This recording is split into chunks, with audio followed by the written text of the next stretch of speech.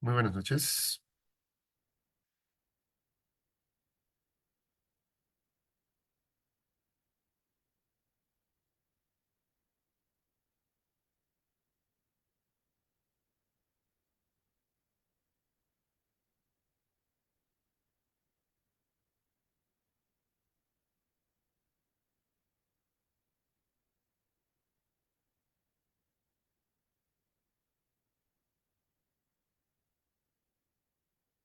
Buenas noches con todos. Cuando... Doctor, si le logra escuchar, ahorita presento, doctor. Sí, correctamente.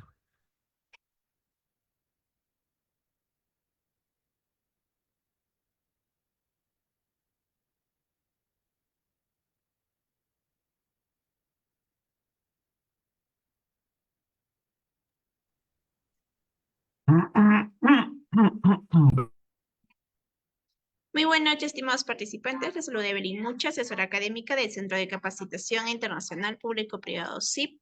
Le doy la bienvenida a todos ustedes. En este programa estamos llevando a cabo el curso de resonancia magnética. Y nos acompaña con la ponencia es el radiólogo Francisco Vargas. Antes de comenzar, por favor, le voy a dejar algunas recomendaciones. Mantener micrófonos apagados durante toda la ponencia, al menos que el radiólogo solicite su participación. Cualquier duda o consulta se realizará al finalizar la ponencia. Si tienen sobre cualquier consulta respectiva sobre el material, la clase grabada o el certificado, estaré dejando el contacto en el chat. Sin nada más que decir, radiólogo, muy buenas noches. Le doy el pase. Puede presentar. Muchísimas gracias, señorita. Es usted muy amable. Buenas noches con todos los participantes. El día de hoy tenemos la ponencia del tema de resonancia magnética. Voy a compartirles en este momento el material. Yo creo que ahí nos vemos, ¿no es cierto? Perfecto. Bien, como les decía, ¿no? El día de hoy vamos a hablar de la resonancia magnética, varios puntos a tratar. No solo los principios físicos, vamos a hablar de equipos, de exámenes, un poco de anatomía, etcétera, etcétera, ¿no? Hay que recordar que, bueno, la resonancia magnética es un campo, una subespecialidad dentro del área de radiodiagnóstico, que si bien es cierto, no utiliza fuentes radioactivas o radiación ionizante, esta y se considera un examen imagenológico de muy alta calidad. No vamos a conversar, dice. Lo único pedirles, estimados oyentes, que por favor cualquier inquietud, duda, pregunta, al final podemos conversarlo, siempre nos quedan unos minutos, mediante el chat de la reunión en Zoom, ¿no? Bien, recordemos un poquito bueno, el colegio, la primaria, la secundaria, un poco de química, el primer elemento de la tabla periódica, que es el hidrógeno, ¿sí? ¿Por qué el hidrógeno? Porque el hidrógeno, bueno, abunda en nuestro organismo una cantidad bastante alta y va a ser el elemento que por excelencia vamos a utilizar dentro de la resonancia magnética. Nosotros vamos a aplicar campos magnéticos, pulsos de radiofrecuencia, distintas gradientes, que nos va a permitir, obviamente, manipular o adquirir imágenes en base a este principio, ¿no? ¿Qué es lo que sucede? Recordar que un campo magnético es algo que no podemos ver, no podemos oler, no podemos percibir, pero que existe y está, ¿sí? Y bueno, percibir entre comillas porque al momento que vemos cómo interactúa con ciertos elementos y con la materia, sabemos que estamos en presencia de un campo magnético. Este es el ejemplo más típico, más clásico, dos imanes cualquiera. Y bueno, en el caso del campo magnético de la Tierra, ¿no? Que tiene un polo norte y un polo sur. Nosotros, estimados oyentes, cuando sometemos a o mejor dicho, en estado natural, todos los átomos de hidrógeno y todos los átomos del cuerpo están en un orden y una alineación aleatoria, así como vemos aquí, cuando no hay ningún campo magnético, es decir, unos están apuntando para arriba, para abajo, para el lado, para el otro lado. ¿Qué es lo que sucede cuando nosotros aplicamos un campo magnético, no? Que lo identificamos en resonancia magnética y en física como una B y un cero. Cuando nosotros aplicamos un campo magnético a todos estos átomos de hidrógeno, en este caso, tienden a alinearse, ¿ok? Tienden a alinearse, sea para arriba o para abajo, como están en este caso los rojos, ¿sí? Es decir, ya no están en un desorden, sino están completamente alineados. Al momento que sucede esto, ya dejamos de llamarlo átomos de hidrógeno para pasarlos a llamar spin o espines, ¿ok? El spin es un átomo, obviamente una estructura atómica que gira en su propio eje, ¿no? Mediante dos movimientos, que es el de precesión y el de rotación, nada más. ¿Ok? Gira en su propio eje, como está la imagen aquí. Gira, gira, gira en su propio eje mientras mantengamos el campo magnético. Apagamos el campo magnético o desinstalamos o retiramos al paciente que está sometido al campo magnético y los spines vuelven a alinearse de forma aleatoria. Una vez que ya están el spin alineado, como vemos en este circulito, sí, que simula que esté girando, si siguen el cursor. Nosotros vamos a aplicar un pulso de radiofrecuencia, que aquí está, motivos didácticos, como un rayo. Este pulso de radiofrecuencia lo que nos va a permitir es relajar al spin, es decir, que deje de hacer ese giro, ese movimiento de precesión y de traslación y de rotación para emitir una señal. Entonces, los espines que estaban de manera alineada, de manera vertical o para arriba, tienden a relajarse, ¿no? De manera transversal o axial, plano Y, cuando aplicamos un pulso de radiofrecuencia. Y obviamente los que estaban alineados de manera lateral o transversal se van a alinear ahora longitudinalmente. ¿Y qué es lo que va a suceder cuando cuando eso pasa? Que cuando eso sucede, estimados oyentes, emiten una señal, ¿ok? Una señal que es captada o recibida por el equipo de resonancia magnética. Sí, al momento que es recibida, sea cuando se relaja longitudinalmente o cuando se relaja transversalmente, esa señal se em, em, plasma o se establece en un espacio K o raw data, ¿no? Que básicamente es una matriz, normalmente son de 256 por 256 que acá, bueno, obviamente está diseñada en puntos, en dibujitos, en redondeles, en esferas, por cada pulso de radiofrecuencia. Es decir, por cada relajación que nosotros obtenemos de cada spin, vamos a tener el llenado de un cuadradito de estos, ¿no? Para las personas cercanas a las matemáticas, al álgebra, nosotros, una vez que tenemos toda una matriz o un espacio K lleno de estas señales mediante la transformada de Fourier, que es esta de aquí, no es motivo del taller ahondar en temas algebraicos, pero sé que hay gente que sí le interesa bastante ese tipo de materias. Se les dejo acá la fórmula de la transformada de Fourier. Convertimos todas esas señales en una imagen, ¿no? Que en este caso, obviamente, para el ejemplo, es una imagen axial, en todo caso de cerebro. Sí, habría que ver ponderado en qué secuencia, pero eh, es así como se va adquiriendo la imagen. Acá hay un ejemplo claro, sí, este es un espacio K completamente lleno, es decir, todos los pulsos todas las señales que emitieron los spines debido a los pulsos de radiofrecuencia que nosotros manipulamos, llenan o forman uno de los píxeles o voxeles que pertenece a la imagen, ¿no? Acá obviamente le he hecho un zoom y le he cambiado el color, porque obviamente si le ponía el mismo color no se iba a ver, ¿no? Pero se entiende que todo este cuadrito es uno de los píxeles de la imagen. Bueno, esta es una imagen axial de tórax a nivel cardíaco, una T1. Y es así como se va adquiriendo las imágenes a raíz de la relajación de los distintos espines. Obviamente esto aplica para cualquier imagen en resonancia magnética, no solo del cerebro. Sí, acá tenemos, por ejemplo, un ejemplo en columnas, otros cerebros, donde vemos cómo las estructuras, ¿no? Se van elaborando, vemos las vértebras, los espacios intertemporales o discos, canal medular, bueno, tejido adiposo, músculos, tenemos sacro, coxis y distintas estructuras. Acá vemos una patología, una erosión que, bueno, en este caso no nos compete hablar de patología, sin embargo, es para más o menos tener una idea de cómo a raíz de la adquisición de estas señales, nosotros tenemos pues imágenes óptimas. En el caso de la resonancia magnética, estimados oyentes, nosotros tenemos que cumplir con ciertos parámetros y normas para establecer o crear una sala de resonancia magnética. Muy distinto a las personas, por ejemplo, que se dedican o nos dedicamos a la ecografía. En el caso de la ecografía es simple, ¿no? Simple, o sea, adquirimos el equipo, el ecógrafo, y en cualquier consultorio lo establecemos, tiene ruedas, un equipo movible, y listo, tenemos el área de ecografía. En el caso de la resonancia magnética no es así. Nosotros tenemos que elaborar o diseñar una jaula y se llama así por, bueno, la forma que tiene las celdas de madera y un material aislante de los campos magnéticos externos. Recuerden que el campo magnético no solo existe en resonancia magnética, les decía que hay en la Tierra, que lo emiten los celulares, que los microondas, que las ondas de radio, hay distintos campos magnéticos, ¿no?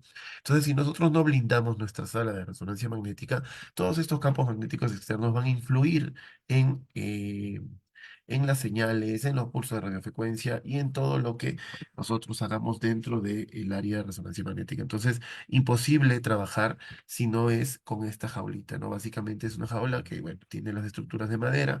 Obviamente por fuera hay una estructura de concreto antes y dentro estamos diseñándole bueno, construyéndole esta jaula a base de madera. Le decía, hay un material aislante como es el cobre, ¿no? Un material medianamente económico que nos permite, bueno, blindar toda la sala con ese objetivo.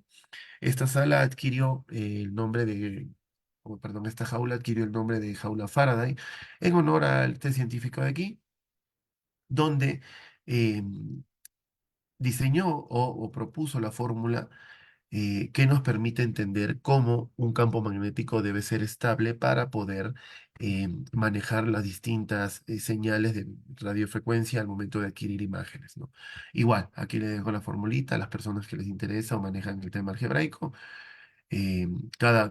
Como en todo tema matemático, cada variable tiene una razón de ser, ¿no? En el caso de E es la fuerza electromotriz inducida y en el B el flujo magnético, ¿no? Simplemente cambiamos valores y nos da el resultado de o de la potencia del campo magnético externo, campo magnético interno.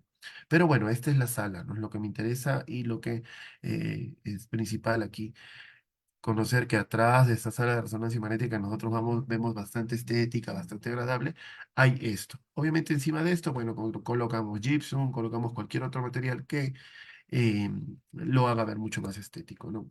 Básicamente los elementos de un resonador no solo es la camilla, sino tenemos un imán o magneto gigante con, bueno, ciertas bobinas de radiofrecuencia que se encuentran siempre paralelas a otra, las bobinas de gradiente, que son estructuras similares, y como les decía, el imán, ¿no?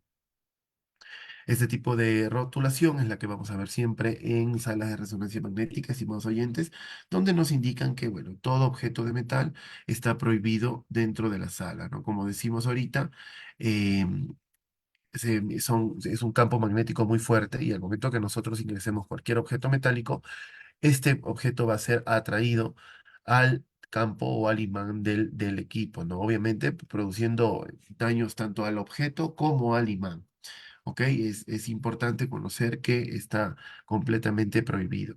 Hoy en día, las cirugías, los procesos donde implique tener o operar a pacientes con material de osteosíntesis metálico, vuelve imposible al paciente realizarle una resonancia magnética por esta razón. Pero también hay que mencionar que, por experiencia propia, les digo, las personas que son operadas de manera traumatológica y que ameritan los distintos eh, prótesis, clavos, tornillos, placas metálicas, las casas comerciales, por esta misma razón, bueno, una de las principales razones es esta, no limitar al paciente en un futuro a hacerse una resonancia magnética, ya no las realizan de metales o de elementos ferromagnéticos que pueden ser atraídos por el imán, ya son realizadas de, bueno, aleaciones de titanio y elementos que lo vuelven posible hacerle la resonancia magnética al paciente. Entonces, es importante conocer eso, ¿no? Mientras que todavía sí existen, bueno, elementos cardíacos, implantes metálicos, el tema de los marcapasos, que vuelven imposible la realización de ese paciente de una resonancia magnética. Lo que habría que ver o realizar es otro tipo de estudio, otra manera de diagnóstico para ese paciente. Ya un poquito más profundo, tenemos dos tipos de componentes dentro de la sala, los adicionales y los principales, ¿no? En el caso de los principales son los de rojo, tenemos el filtro de aire por donde sale. Recuerden que la temperatura que existe dentro del imán o del magneto son altas, son temperaturas medidas en centígrados y son temperaturas altas que merecen obviamente un circuito de enfriamiento, ductos de aire, y el tema del quench. Sí, en charlas anteriores hablamos de lo que era el quench. El quench es básicamente un mecanismo de emergencia dentro de la sala de resonancia magnética donde mediante la expulsión de ciertos elementos, refrigerantes, nitrógeno, hidrógeno, podemos anular la potencia del campo magnético. ¿Sí? Tenemos estructuras, bueno, como las puertas, los paneles de penetración, la estructura de cobre que les mencionaba anteriormente, que era la jaula de Faraday, filtros de alimentación, el tema de los gases medicinales. Recuerden que aquí entran pacientes en distintas condiciones de salud y necesitamos siempre tener a la mano el tema de los gases medicinales, ¿no? Oxígeno, etcétera, etcétera. Los puntos de fijación del magneto, esto está completamente adherido al piso. Obviamente es un equipo sumamente pesado, sumamente costoso y es imposible de moverlo una vez instalado, ¿no? Tendría que venir el personal operativo a completamente desinstalarlo si lo quisiéramos mover para allá, unos centímetros, unos metros, yo qué sé. Tenemos la puerta blindada. Y blindada no me refiero a radiaciones ionizantes. Recuerden que la resonancia no emite radiaciones ionizantes. No es un estudio donde se manejen radiaciones ionizantes. Pero al referirme a puerta blindada, es blindada también como la jaula a pulsos de radiofrecuencia o campos magnéticos externos. Al igual que las ventanas donde, bueno, está el operador del otro lado desarrollando los distintos estudios, ¿no? Lámparas y más tubos de ventilación del área de resonancia magnética. En el caso de los azules, bueno, ya queda a criterio de cada centro radiológico, centro de imagen, revestimientos, adornos, iluminación, acabados, etcétera, etcétera, etcétera. ¿Ok? Te conocemos ya cómo es una sala de resonancia magnética. Para los que son ajenos tal vez a esta profesión y están incursionando por primera vez, este es un resonador magnético, tiene mucha similitud a un tomógrafo, sí, como dicen los pacientes, ¿no? La rueda. Esta rueda en resonancia magnética y en tomografía se llaman gantry, sí, con Y, gantry. Y tiene un agujero con un diámetro más angosto que el de la tomografía por donde va a ingresar el paciente. Sí, vamos a hablar también de lo que son las antenas o bobinas. Pero bueno, ahorita vemos la camilla, el paciente obviamente, una porción cráneo-caudal, es decir, donde primero va a ingresar la cabeza al equipo, luego los pies. Y habríamos que ver qué examen le van a realizar a este paciente para que esté en esta posición, ¿no? Los distintos comandos y consolas. Y bueno, estantes donde básicamente guardamos materiales o insumos médicos y las antenas correspondientes.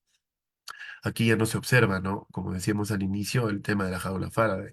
Ya tenemos un piso completamente liso, de vinil, con iluminación agradable, para que el paciente, bueno, sea más llevadera su estancia o el tiempo de duración que tenga su estudio de resonancia magnética. Esta es la parte contraria a lo que les decía, ¿no? El operador de radiodiagnóstico, el resonador por dentro, el vidrio completamente blindado a pulsos de radiofrecuencia externos y campos magnéticos, y las distintas consolas y comandos que manejamos en el área de resonancia magnética. Esta es un poco más antigua, pero básicamente sí, respetan el mismo principio. Si ven aquí y aquí, Este es el botón o el interruptor accionador del quench, ¿no? Recuerden lo que les decía del quench, mecanismo de emergencia para detener cualquier emergencia, valga la redundancia, que hay en la resonancia magnética. Nosotros para adquirir esas imágenes no basta con, bueno, introducimos al paciente al resonador y el resonador hace todo y nos da las imágenes y listo, como sucede en la tomografía, ¿no?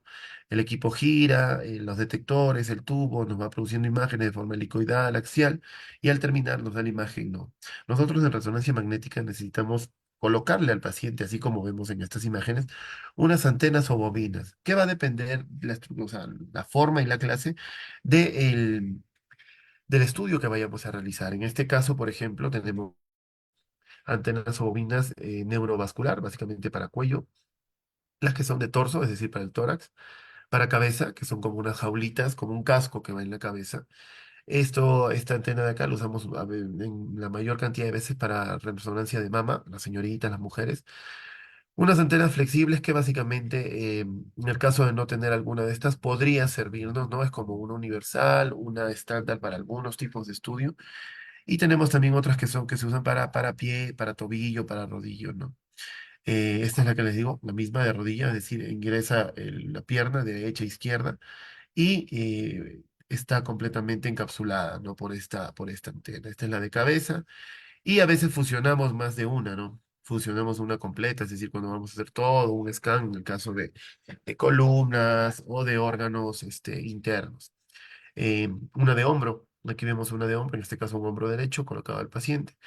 Obviamente estas antenas, estimados oyentes, van conectadas al resonador magnético, es decir, este cable que vemos aquí es la conexión que tiene la antena, me parece por la imagen que es una resonancia magnética cerebral, entonces la antena está colocada en la cabeza y obviamente al equipo. Hay que mencionar que el examen en resonancia magnética, estimados oyentes, si bien es cierto, no tiene contraindicación, pero sí tiene ciertas ciertas complicaciones no graves, pero sí para el paciente. ¿A qué me refiero con esto? Más claro. El paciente, al momento que ingresa a este tipo de exámenes, va a sentir sí o sí una sensación de claustrofobia, ¿no? Algunos pacientes más que otros pacientes no tenemos esa sensación, pero hay pacientes que sí. Y obviamente les explicamos, ¿no? Al inicio, señor, señora, buenas tardes, yo soy tal, vamos a realizarle tal estudio de resonancia magnética y, bueno, simplemente, por favor, usted va a sentir un tema de claustrofobia, trate de no moverse, no hablar, no pestañear, respirar de manera ligera y evitar, bueno, cualquier movimiento, etcétera, etcétera. Recordar que obviamente nosotros desde la workstation o la estación de trabajo al resonador tenemos constante comunicación. Es decir, el paciente nos puede escuchar a nosotros y nosotros al paciente. Sí, otra cosa que mencionar es de que el resonador magnético, por las mismas estructuras que tienen en su interior, emite un sonido bastante fuerte, un sonido repetitivo y un sonido que va a molestar al paciente. Entonces, imagínense, ¿no? Colocarle esta estructura en la cabeza al paciente. Colocarle 30, 40 minutos, yo qué sé, dependiendo del estudio que estemos realizando y de la potencia del campo magnético. Y encima de eso, sabe que no se mueva, está en un lugar súper estrecho. Esa sería la única, no contraindicación, pero sí complicación que puede sufrir un paciente. Imagínense en pacientes pediátricos, pacientes geriátricos, esto aumenta, ¿no? El mínimo movimiento nos haría adquirir una imagen errónea, repetir el estudio, vuelta al tiempo y todo lo que eso acarrea. Entonces, eso es lo complicado en la resonancia magnética en cuanto al paciente. Nosotros en resonancia magnética, estimados oyentes, tenemos secuencias o ponderaciones. ¿A qué me refiero con esto? Son distintas formas de adquirir las imágenes. Bien, en tomografía, por ejemplo, y hago la comparación seguido porque eh, sé que hay bastante operador radiodiagnóstico, personas allegadas a la radiología que están incursionando en el mundo de la resonancia. Entonces lo tomamos como referencia, más no como comparación, son equipos completamente o estudios completamente distintos. Pero lo que hay que conocer es que no es como en tomografía que vemos solo una o dos formas, no. En resonancia magnética nosotros manipulamos la señal que puede emitir los tejidos, lo que les conversaba al inicio, ¿no? Dependiendo obviamente el pulso de radiofrecuencia, eh, el tiempo y, bueno, la patología que queramos ver. No todas las secuencias y ponderaciones sirven para lo mismo. Si, por ejemplo, vemos aquí una T2, una Turbo Spin Echo, completamente distinta a una 3D Inflow, ¿no? Que nos va a servir básicamente para ver el sistema vascular, en este caso cerebral. O si comparamos una T2 Fast Field Echo con una densidad protónica, por ejemplo, observamos que, bueno, hay distintas densidades de resonancia magnética. Ahorita las vamos a mencionar. Las secuencias que existen en resonancia magnéticas son bastantes, ¿no? Yo me atrevería a decir que se conocen más de 20 a 30 secuencias en resonancia magnética. Sin embargo, sería imposible, ¿no? Mencionar una por una y las características. Lo que he decidido es mencionarle las tres secuencias que, en mi experiencia, son las que más manejamos en resonancia magnética. Y esta es la T1, la T2 y la FLEIR. Básicamente, la T1 nos va a servir para ver estructuras anatómicas como tal. Toda la resonancia nos va a permitir observar la anatomía, pero la T1 es más descriptiva en ese aspecto. Entonces sabemos, ¿no? Calota, meninges, por anatomía entendemos que son los ventrículos laterales, tercer, cuarto ventrículo, el acueducto y las distintas fisuras y circunvoluciones a nivel cerebral. Ok, identificamos la diferencia entre sustancia gris, sustancia magna, la hoz y todos los elementos, ¿no? que están o que observamos presentes a nivel de este corte en resonancia, ¿no? Ya comenzamos a ver un poquito el seno frontal, podría ser.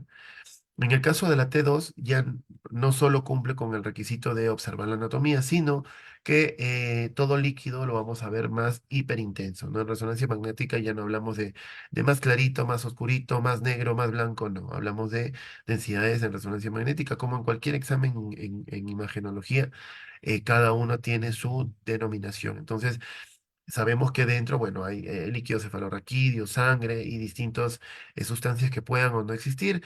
En el caso de aquí lo vemos hipointenso, es decir, negro, y en el caso de la T2 los líquidos, como vemos, lo vamos a ver hiperintenso, es decir, blanco. ¿Qué pasa en el tema de la FLAIR? Básicamente el FLAIR suprime esta cantidad o suprime esta señal de los líquidos, ¿sí? Y si comparamos las imágenes que estamos adquiriendo, es la misma imagen, es el mismo paciente, pero tenemos distintas densidades, ¿no? Vemos que, si bien es cierto, vuelve a ser hipointenso, sí, el tema del líquido en estas estructuras vasculares, también vemos que ya no diferenciamos tanto la sustancia gris de la sustancia blanca en el caso del corte cerebral axial, ¿no? Vamos a manejarlas con estas tres secuencias, lo que reste de taller.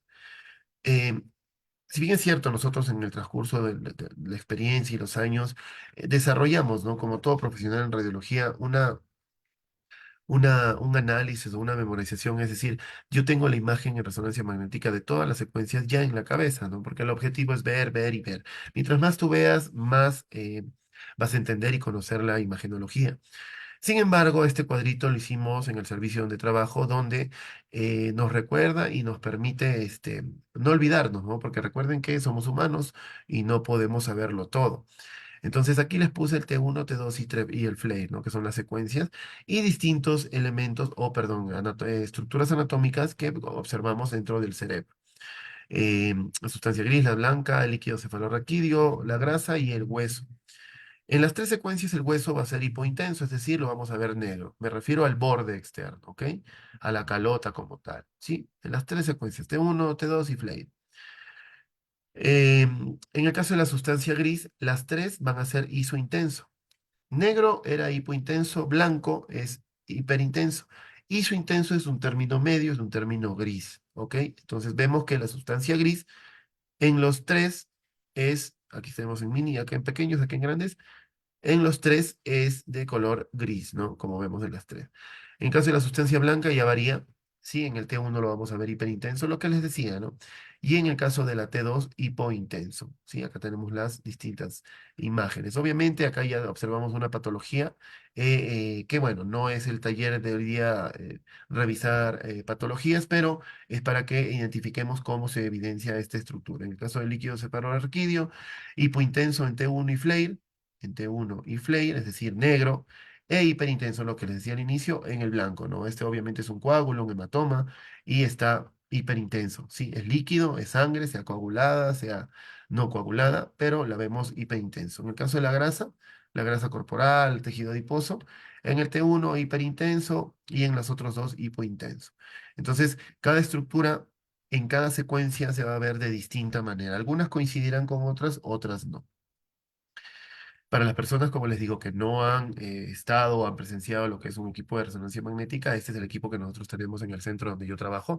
Recuerden que yo bueno, les estoy saludando y conversando desde la ciudad de Quito, Ecuador. ¿Ok? Acá son ya las 7 de la noche y es el equipo que tenemos, un equipo relativamente nuevo, es un equipo Siemens Healthineers modelo Magneton, es un resonador de 3 Tesla. Hay que mencionar que la potencia o el nivel de tecnología y adquisición de imágenes que tiene un resonador es directamente proporcional a la potencia del campo magnético. En este caso es un campo magnético o un teslaje, que es la unidad de medida de 3 Tesla. Entonces es un equipo bastante bueno. Sí, bastante costoso también. Bueno, tenemos las estructuras que el centro diseñó para que el paciente se sienta más tranquilo y más relajado al momento de realizar el estudio. Este es un inyector. En resonancia magnética también manejamos medios de contraste distintos al de tomografía y radiología convencional, pero también usamos equipos mecánicos como el inyector, ¿no? La entrada o salida de los gases medicinales. Y bueno, ¿se acuerdan que les mencionaba de la bobina, ¿no? La estructura que va en el segmento a examinar, en este caso de cabeza, conectada al equipo, ¿no? Debe estar más abajo el cable o ya está conectado del otro lado. Acá están algunos headphones, que es lo que le mencionaba, ¿no? El ruido intenso que hace el resonador, que se escucha más dentro de la sala, obviamente, nosotros desde afuera no lo escuchamos tanto, pero el paciente lo va a escuchar durante toda la duración de su estudio. Entonces, le colocamos a estos pacientes unos headphones que ahora, gracias a la tecnología, ya nos permite incluso proporcionarle música al paciente, ¿no? La idea es de que el estudio salga perfecto, y si para eso hay que usar mecanismos como el que le estoy mencionando, pues las casas comerciales han desarrollado este tipo de plus. Son auriculares, son headphones, audífonos, como quieran decirlo, que, como les digo, no solo limitan el ruido, sino proporcionan música a gusto del paciente. Este es un iPad o tablet que nos permite manejar el resonador o adquirir las imágenes en tiempo real desde otra locación.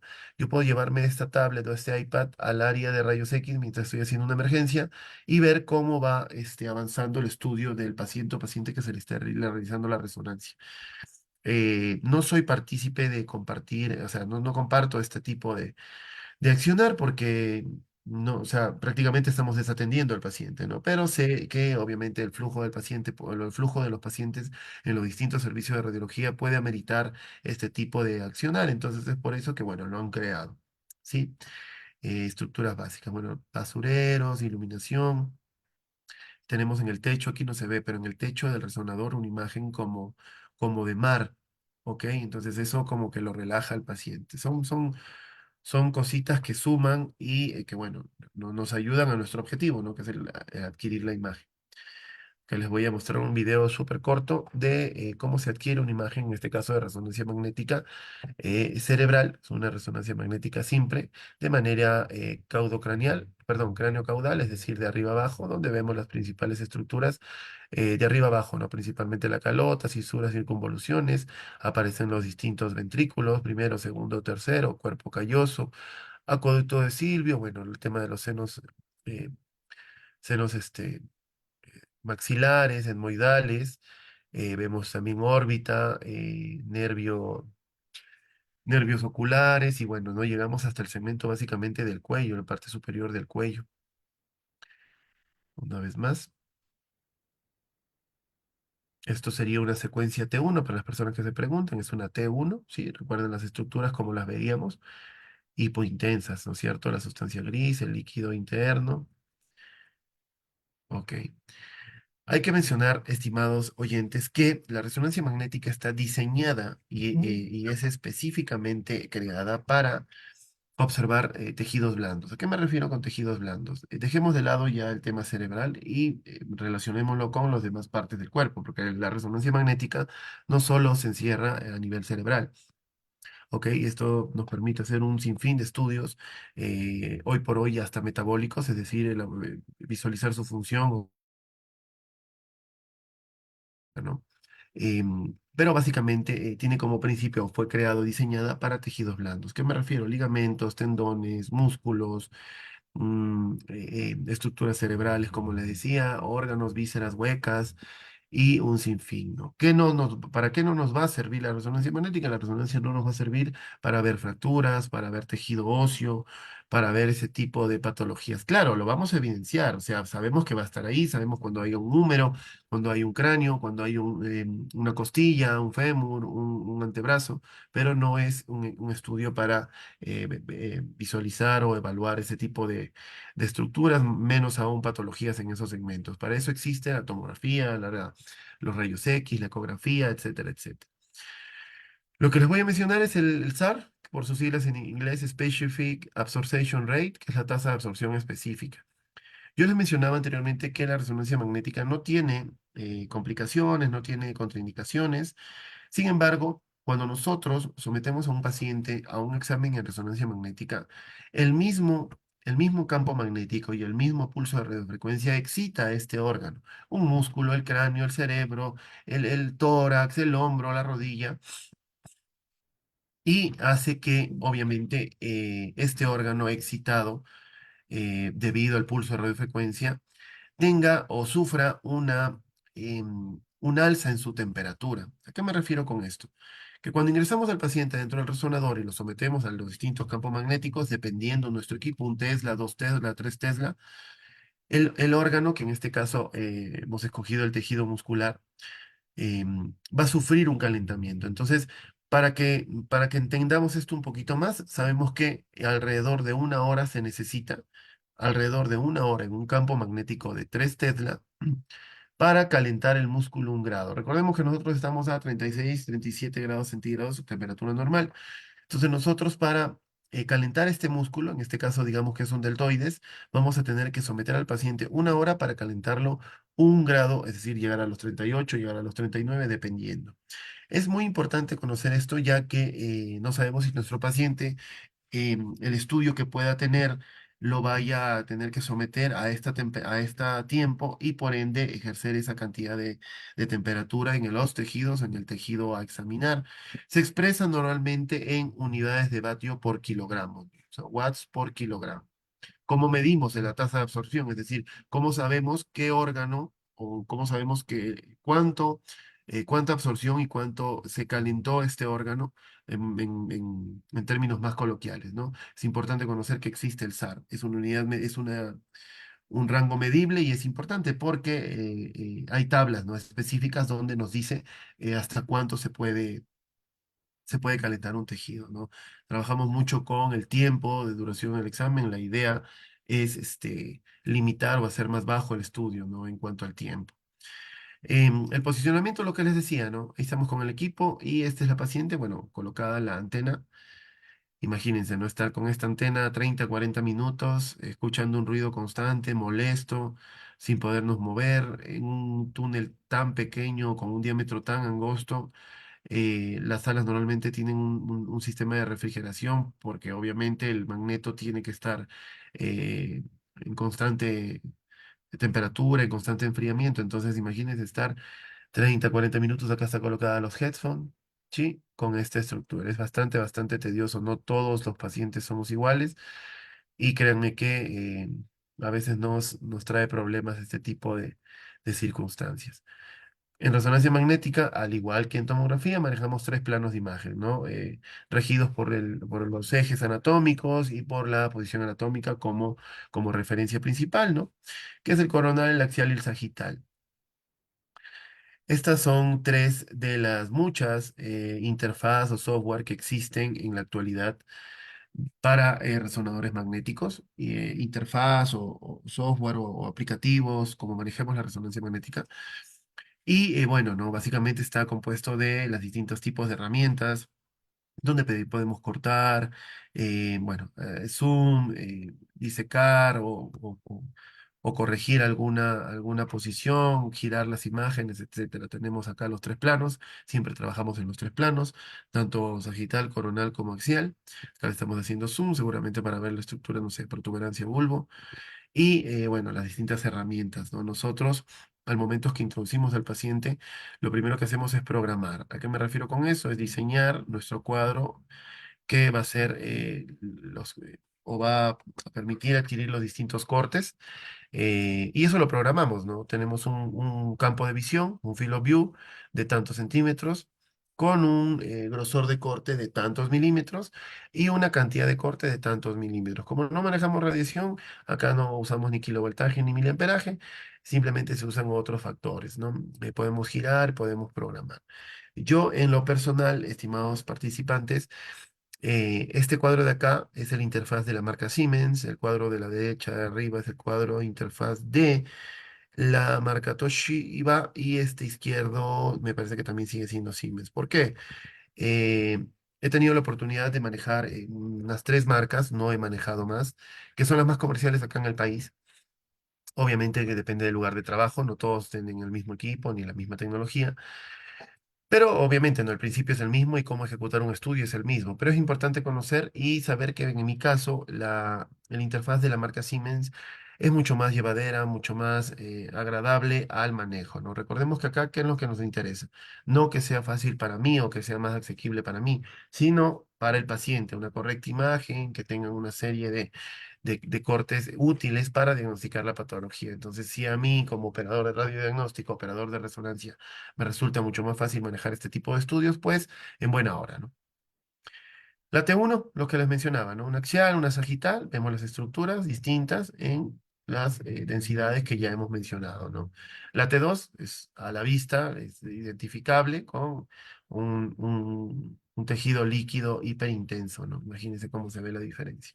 Acá vemos anatomía, vamos a ver anatomía, pero eh, hay patologías que necesitamos que el líquido se torne de esta densidad, ¿no? Un poquito de anatomía, ¿sí? Recuerden que esto es anterior, esto es posterior, esto es derecho y esto es izquierdo. Entonces, bueno, tenemos el cuerpo calloso con su rodilla, el cuerpo. Tenemos el fómix, si siguen el cursor, por favor. Bueno, el claustro, el pedúnculo cerebral. Todas estas son estructuras de suma importancia en la neurología, ya que es ahí donde, bueno, vemos las distintas patologías y posteriormente los tratamientos. Tenemos el FOMIS en su extremo más posterior, el plexo coroideo, recuerden que son variantes anatómicas que estar calcificadas, eso no es una patología determinada. Y bueno, no, todavía aquí no evidenciamos los ventrículos, tenemos la cisterna cuadrigémina, no sé si la recuerdan, anatomía culmen y bueno, los distintos giros y cisuras, que son una infinidad. Nos demoraríamos, imagínense, todo lo que nos queda de taller para mencionar todos, pero todos tienen su nombre. Giro frontal superior, giro frontal medio, giro frontal medio en su parte más externa, giro recto, giro frontal inferior, etcétera, etcétera, etcétera. En un corte sagital, esta sería una T2, ¿no es cierto? Por el líquido, vemos, ¿no? El cuerpo calloso con su rodilla. Acá ya evidenciamos el tálamo, si siguen el cursor, la cisterna cuadrigémina, el cuarto ventrículo, ¿ok? Sí, mesencéfalo, presencéfalo y bulbo, ya tenemos canal medular o médula, y la unión, ¿no? Bulbo medular. Son estructuras que obviamente estando en el equipo tendríamos que hacerle un zoom si quisiéramos mayor definición y observar cualquier otra patología. El foramen de McDonald, muy importante en temas de epilepsia, en temas de Alzheimer. Es una estructura bastante revisada en ese tipo de patologías y nuestro trabajo es poder permitirle al imagenólogo, al especialista en resonancia, poder evidenciar, ¿no? La hipófisis con su silla turca no limitada. Recuerden que la silla turca es una estructura ósea y no está diseñada la resonancia magnética para observar, pero sabemos por anatomía que está la silla turca porque está la hipófisis ahí, ¿no? En caso de no existir o tener algún daño, pues otro estudio será el correcto, ¿no? Cuerpo mamilar. Y básicamente son las estructuras. Recuerden que estamos haciendo una resonancia de cerebro y sería lo que veamos en ese segmento, ¿no? Bueno, acá nariz, boca, faringe, laringes, vértebras, etcétera, etcétera. Ajá. Lo que les decía, ¿no? Un poco más de programación. Este de aquí, en cambio, este de aquí es el software o la interfaz de la marca Toshiba. Así como Siemens para mí es sumamente agradable y práctico, Toshiba en cambio sentimos, no solo yo, sino algunos colegas con los que trabajamos, que es un poquito más laborioso y, no, comprenderlo y ejecutarlo es más complicado, ¿no? Pero sin embargo sigue el mismo principio. Una vez que lo dominas, lo practicas, eliges la región de interés, diseñas tus cortes, el grosor de corte, la cantidad de cortes que vamos a realizar y terminas obteniendo tus imágenes en perfecta calidad, ¿no? Esta imagen súper bien, imagínense, este debe ser un campo magnético mayor al que tenemos nosotros por la definición de las estructuras. Imagínense, mira cómo vemos, ¿no? Bulbo, protuberancia, canal cervical o médula, cuerpo calloso, rodilla, cuerpo. Tenemos absolutamente todo. Miren ese contraste que existen en toda la circunvolución. Tremendo, ¿no es cierto? Es lo que nos brinda la resonancia magnética hoy por hoy. Tenemos un estudio en cuanto a avances en resonancia magnética, es decir, no nos quedamos solamente en las secuencias mencionadas y las otras secuencias que, bueno, no les he mencionado, como la tractografía, ¿no? Que básicamente, ¿qué es la tractografía? A los pacientes y a los colegas les gusta bastante incursionar en este tema porque, bueno, vemos ese tipo de imágenes y nos llama la atención, ¿no? Como paciente, como médico, como licenciado en radiología, como personal de salud. Y sí, ¿no? Son imágenes que realmente llaman bastante la atención por los tonos coloridos y por sus estructuras. ¿Para qué nos sirve la tractografía por resonancia magnética, estimados oyentes? Básicamente, y en resumen, es el recorrido nervioso, ¿no? De cada axón, de cada nervio, desde el cerebro, desde donde nacen, hasta, bueno, las distintas terminaciones. Pero que obviamente lo único que estamos visualizando es el nivel cerebral.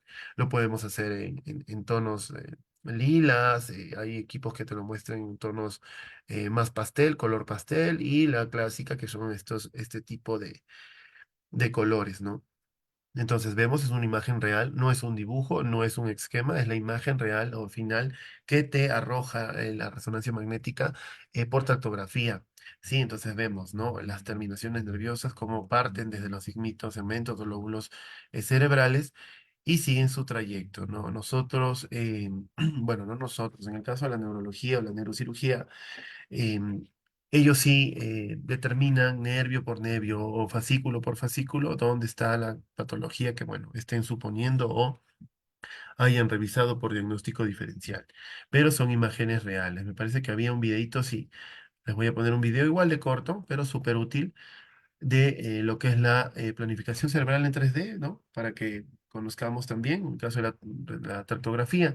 Entonces, claro, no tenemos una reconstrucción, una volumétrica del cerebro, donde vemos sus distintos fascículos nerviosos o terminaciones nerviosas. Y en este caso, obviamente, el profesional, bueno, gira, ¿no? Entonces, nosotros empezamos con una imagen axial, pero la resonancia y la tomografía nos permite la manipulación en 3D, ya no se limita como a rayos X, y en dos giros lo volvimos al plano coronal, y en dos giros más lo volvimos al plano sagital, ¿no? Entonces vemos cómo este fascículo, esta terminación nerviosa, sigue su trayecto hasta salir, ¿no? Bueno, del agujero de conjunción, del agujero occipital, dependiendo qué es lo que queramos ver. ¿Nos sirve para qué? Para que el profesional correcto, el neurólogo, el neurocirujano, pueda planificar su tratamiento, ¿sí? No solo saber qué patología tiene, sino planificar el tratamiento, como dice al final del video, ¿no? Entonces, un examen bastante curioso, bastante llamativo y bastante útil. No nos hemos quedado ahí, la resonancia magnética ya llegó a otro nivel. No es lo último en imagenología, pero sí sirve para un distinto y una cantidad enorme de patologías, no solo cerebrales, sino de todo el cuerpo. Hoy en día tenemos, ¿no? Los rayos X normales, la tomografía simple y contrastada, la resonancia magnética, que es lo que estamos hablando, tenemos el MRA vascular en este caso y el PET scan, ¿no? El PET scan no es un taller de hoy día, me parece que va a haber en unos días un taller de medicina nuclear, ahí estaremos conversando de lo que es el PET scan, pero a grosso modo, para que conozcan, estimados oyentes, es un examen que nos permite evidenciar o visualizar actividad metabólica normal, ¿no? Pacientes con cáncer, con metástasis, y definir en qué zonas es donde se está teniendo mayor actividad tumoral. Esto gracias a la inyección de un radiofármaco que simula o es un sintético de la glucosa. Recuerden que las células tumorales se alimentan de básicamente glucosa, ¿no? Entonces, le engañamos, entre comillas, al cuerpo que estamos administrando glucosa. Esto hace que la actividad tumoral se mueva o se agrande en cuanto a su actividad y nos muestra estas zonas de hipercaptación. Ya no se habla de hiperintensidad, sino de captación. ¿Por qué les menciono esto? Porque la imagen de arriba son las resonancias magnéticas y siguen el cursor, ¿no? Tanto axial, sagital, coronal. La imagen de abajo, la del medio, es el PET scan. Es decir, le hicimos al paciente la resonancia, el paciente se fue a su casa, regresó días después, le realizamos un PET scan, nosotros como operador radiodiagnóstico, y hoy en día, el fin, lo que les estaba mencionando, es que este equipo nos permite fusionar las dos. Imagínense, ¿no? Entonces tenemos la anatomía que nos brinda la resonancia magnética en cuanto a partes o tejidos blandos, junto con la actividad metabólica normal o actividad metabólica tumoral. Entonces tenemos una cantidad de imágenes y una dimensión, pues, extraordinaria, ¿no? No hay otro término. Igual aquí, en este caso es un body scan. Esta es la imagen del PET scan solo. Esta es la imagen de un PET scan con otro tipo de reconstrucción, pero sigue siendo PET scan. La resonancia magnética normal, ¿sí? Esto es derecho, esto es izquierdo, superior, inferior, cráneo, bueno, hígado, riñones, vértebras, caderas, estas son las cabezas de los fémures para que nos ubiquemos. Y el PET scan o el PET resonancia sería en este caso, nos permite fusionar estos dos, ¿no? Tanto la actividad metabólica con la anatomía que nos brinda la resonancia magnética y obtener imágenes de este nivel. Si me preguntan, son estudios o, perdón, equipos bastante costosos que superan los 10, 15 millones de dólares instalar un PET scan. Y acá, por ejemplo, en el país existen, me parece que 5 o 6 equipos de PET scan y más aún si lo fusionamos con un resonador magnético, ¿no? Se vuelven precios exorbitantes. Sé sé que en México ya existe, por ejemplo, un equipo, me parece que lo tiene la UNAM. Y bueno, en Brasil también tengo conocimiento que existe un P de resonancia. Y bueno, no todos los países todavía tenemos la suerte de adquirir este tipo de equipos. Sin embargo, conocer su funcionalidad, su funcionamiento y las indicaciones, ¿no? Es decir, para qué está creado, para qué sirve, es de vital importancia, estimados oyentes. Eso ha sido todo conmigo. Espero haya sido de su agrado, espero haya sido útil esta charla. Tenemos todavía unos minutos, estimados oyentes. Lo que hacemos normalmente, lo que les decía al inicio, ¿no? Escribimos aquí en el chat que tenemos de la charla de Zoom y podemos compartir cualquier consulta o cualquier pregunta. Estoy prestos a responderle. Aquí les pongo preguntas. Pueden escribir de más con mucho gusto.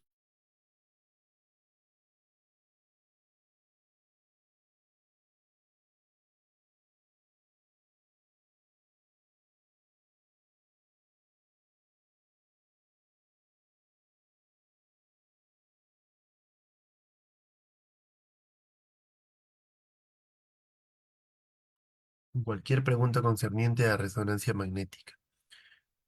Sí, hay talleres específicos, estimados oyentes, eh, a ver, me dice paciente Sney. Sney ya es miembro de las charlas desde hace tiempo. Un gusto verte, estimado Sney. Dices, paciente con TAVI desde hace 2 años. eh, ¿Puede pasar a resonancia magnética?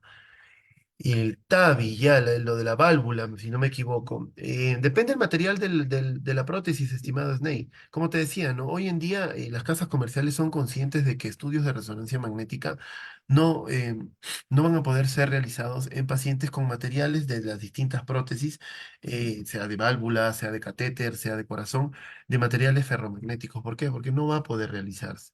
Entonces yo tengo que pensar como casa comercial que fabrico este tipo de de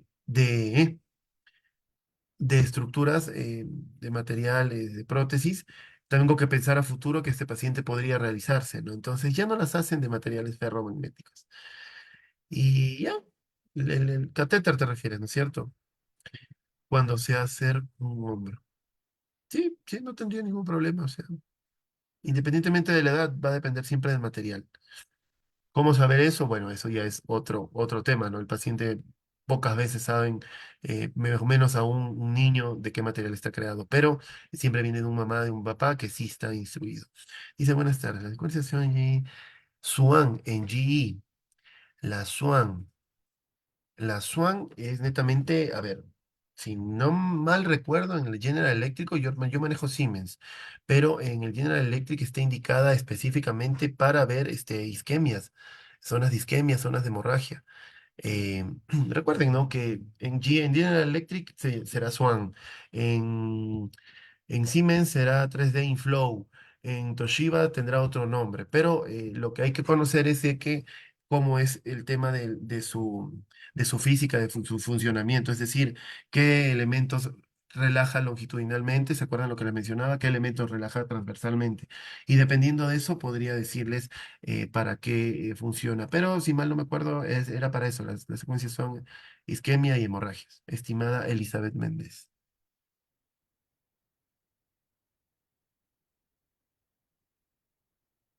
Le agradezco mucho más bien a usted.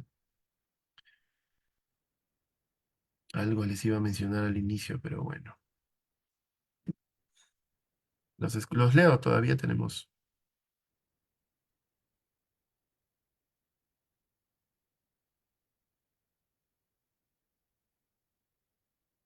Dice, para realizar una resonancia de hombro postoperatorio, magnito rotador perfecto, ¿qué secuencias demuestran sin distorsión de imágenes?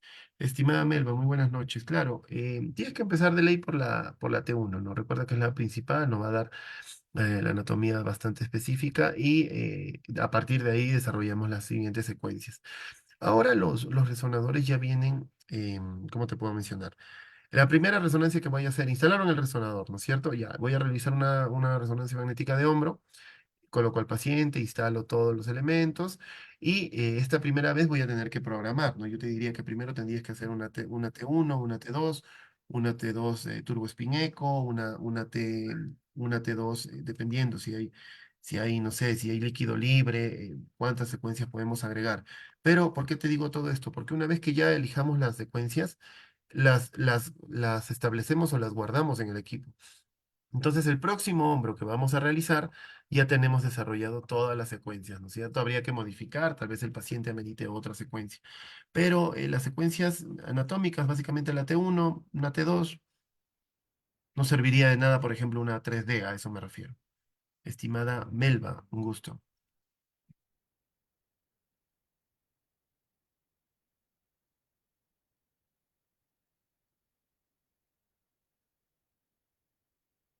Muchas gracias a ti. Yo creo que eso ha sido todo, estimados oyentes. Conmigo dice, ¿para qué sirve la espectroscopía? La espectroscopía es un tema netamente cerebral, ¿sí? En resonancia magnética hay, hay compañeros que se dedican a eso. Yo no desarrollo mucho el tema de la espectroscopía. Yo creo que futuramente podríamos conversar un poco más hondo de un taller específico de espectroscopía. No es mi campo, no lo desarrollo. Es como que me mencionaras tal vez de que, no sé, eh, eh, radiología de quirófano, por ejemplo, ¿no? No son las áreas que todo el mundo dominamos. Sin embargo, como te digo, ¿no? Sirve para el tema de resonancia magnética cerebral y nos permite, bueno, la determinación de ciertas patologías únicamente a nivel cerebral. Estimado Pedro Cogollo, saludos. Conmigo ha sido todo, estimados oyentes. Yo les agradezco mucho su tiempo. Espero la charla haya sido constructiva y oportuna. Nos hemos de ver en otra charla. Recuerden que me encuentran en el Centro de Formación Profesional. Todo el material concerniente a la charla de resonancia magnética y todos los materiales anteriores lo pueden encontrar con las señoritas mediadoras. Sí, conmigo ha sido todo por hoy. Les agradezco su tiempo, su paciencia y nos vemos en una próxima charla. Que pasen buena noche, eso es todo.